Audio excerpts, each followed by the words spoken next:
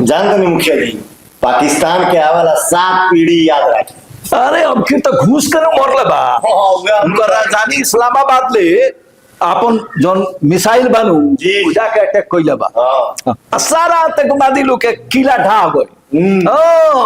घर में घुस के मरले बा।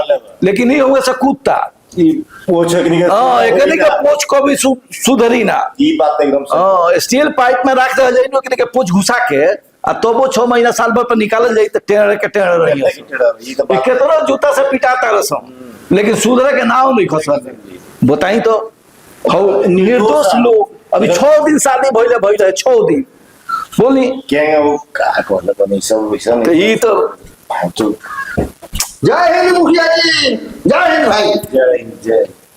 रे देसी मुर्गी बेलायती बोल जय हिंद को ऐसे कहे लगली छ। समय बा खाली बानी तो बताई। अब देखत रही वार्ड साहब आइल बनी तो बैठ के हमनी के कुछ मसौदा बना होता नहीं सारा देश के मुद्दा पर बातचीत चल रहल बा आ तू यही में टपक गइल। तो हम कुछ सुननी है तबे वही है। रे तो हमनी के खाली तो लौकत नहीं सका हैं। वैसा भी पूछा तानी सुननी है कि कल उनका हम लड़ाई लागल बा। हाँ लड़ाई लागल बा पाकिस्तान से अपना देश से। काहेला लड़ाई लागल बा? अरे नहीं खो जानो ना हम सुननी है वो फुलवरिया में बैठल नहीं तो जानते नहीं खाली समय में हमारा बुझा जा रहा है दिमाग चटे चल रहा है। ठीक कौन काम बात ठीक कहता नहीं रुआ ठीक कहता नहीं।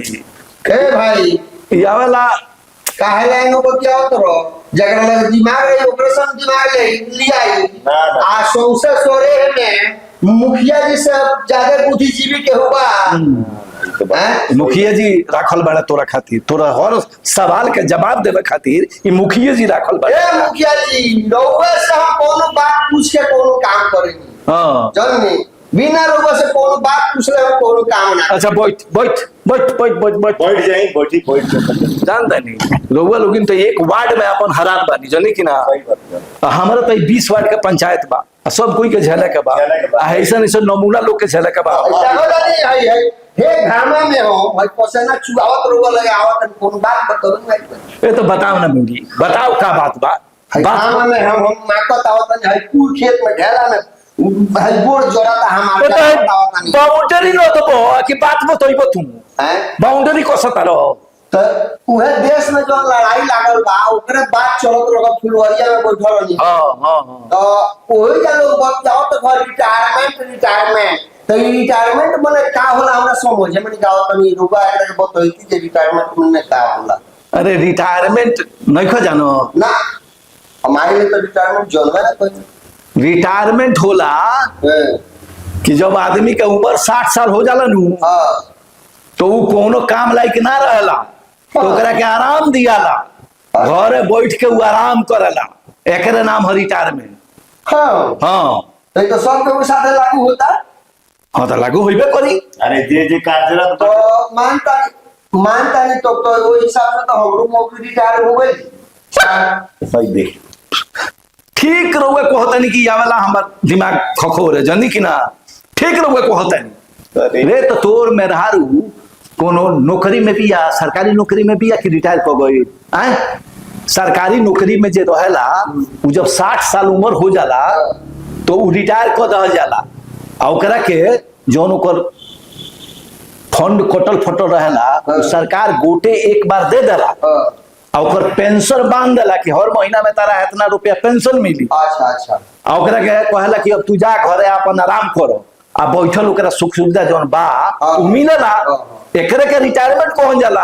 अरे तो इहो तो लोग बतियाला कि होम मिनिस्टर कर बाड़ी होम मिनिस्टर गृह मंत्रालय बाड़ी वो कहिए तो उन्होंने भी करिए तो वो तो एगो सरकारी के काम होई पूरी देखी एगो छोटा सा एकरा के बात हम और में काम करे ले लोग कह रहा है कि अपने होम मिनिस्टर से राय लिए तो हम कोनो काम करी। ए तो लोग चिढ़ावेला बुद्धू बनावेला कहेला ओ छिड़ावेला जौन मरद अपना मेहरारू के गुलाम रहेला नु ओकरे के लोग समाज जहां पाछा नहीं बैठेला ता चिढ़ावेला ई होम मिनिस्ट्री पर चलेला ई होम मिनिस्ट्री से ऑर्डर आ जाई तुरंत जैसे उठ के चल जाओ। हम सब देखलिए कि एगो देश में होम मिनिस्टर के काम जो पड़ल लो आई इहो होम मिनिस्टर के विभाग हो गए तो देश के होम मिनिस्टर बटाई तरह घर के मिनिस्टर के बात उठ रहे तो मेहरारू तार होम मिनिस्टर ही हो की मुखिया तार मेहरारू होम मिनिस्टर हो जाई हम पर उहे विभाग में ये वो विभाग हम होवे देख, घर बाहर का नमूना आदमी बाटे बता दो में मानता नहीं कि काम करबे करबे तो होम मिनिस्टर का काम लोग कहे फर्क है तो जा पूछ के अरे आप होम मिनिस्टर अपना देश के होम मिनिस्टर जो बारे हैं हाँ। वो 60 साल के बारे हैं आखिर उनको उम्र 70 के करीब पहुंचता है तो वो रिटायर ना कर दो